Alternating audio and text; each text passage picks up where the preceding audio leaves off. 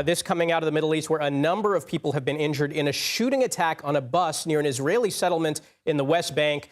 Joining us now for more on this is CBS News foreign correspondent Debora Patta. Debora, thanks so much for joining us. First off, Debora, what more can you tell us about this attack? Well, Michael, this is what we know so far. Israel's rescue service said a gunman targeted the bus at a junction near that Israeli settlement called Ariel in the Israeli-occupied West Bank. 3 of the 8 people injured are in a critical condition. The attacker was shot dead by Israeli troops. Hamas has now claimed responsibility for the attack, identifying the assailant as 46-year-old Samir Hussein. Now, although much of the focus for the past nearly 14 months has been on the war in Gaza, the West Bank has also seen a dramatic escalation of violence, particularly by Israeli settlers. There have been well over 1,500 attacks by settlers on Palestinians. Nearly 750 Palestinians have been killed, either by settlers or Israeli forces, and at least 24 Israelis have also been killed, Michael. And Debora, you touched on the ongoing situation in Gaza. What's the latest on the situation there? Well, Michael, it's dire. The situation there is really catastrophic.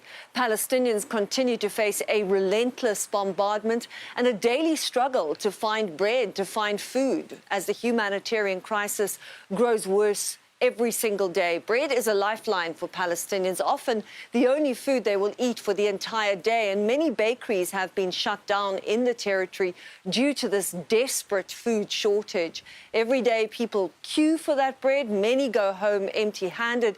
And today, the tragic news that 2 children and a woman were crushed to death as a crowd surged to get bread at one of those few operating bakeries just underscores how desperate the situation is. The flow of food allowed into Gaza by Israel has fallen to nearly its lowest level of this nearly 14-month-old war, and that's according to Israeli official figures. Michael? And at the same time, we're following the situation to the north. Is Israel's ceasefire with Hezbollah and Lebanon holding? Well, it's early days. The guns went silent in the early hours of Wednesday morning. Hezbollah's leader, Naim Qassem, spoke for the first time since the truce, saying it was a bigger victory than the agreement in 2006, which ended that war with Israel. But since that truce began, it does appear to be holding, despite accusations of violations on both sides. The Lebanese army has claimed that Israel has breached the ceasefire several times, while Israel says it struck a facility used by Hezbollah to store rockets yesterday, and another rocket launcher was hit today. Israel retained the right to retaliate if attacked by Hezbollah. And I think this back and forth, the accusations really underscore just how fragile this ceasefire is. It's a 60-day truce, and the hope is that it will lead to a lasting cessation of hostilities, but it's going to be tense for the next 2 months as people wait to see whether it has indeed held.